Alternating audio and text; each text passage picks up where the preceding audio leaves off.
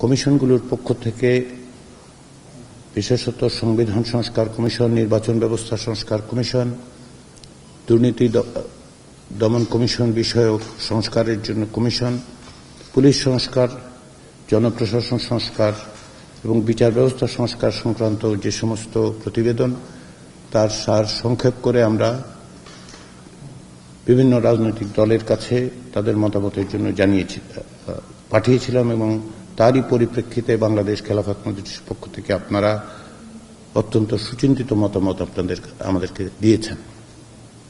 তার জন্য আমরা অত্যন্ত কৃতজ্ঞ। এই সংস্কার কমিশনগুলোর উদ্দেশ্য হচ্ছে বাংলাদেশে এমন একটা ব্যবস্থা তৈরি করা যাতে করে বাংলাদেশে পুনরায় কোনো অবস্থাতেই একটি ফ্যাসিবাদী শাসন প্রতিষ্ঠিত হতে না পারে। পাশাপাশি যেন জনগণের অধিকার প্রতিষ্ঠিত হয়, জনগণ যেন বুঝতে পারেন যে তাদের যে অধিকার সেটা সুরক্ষিত আছে।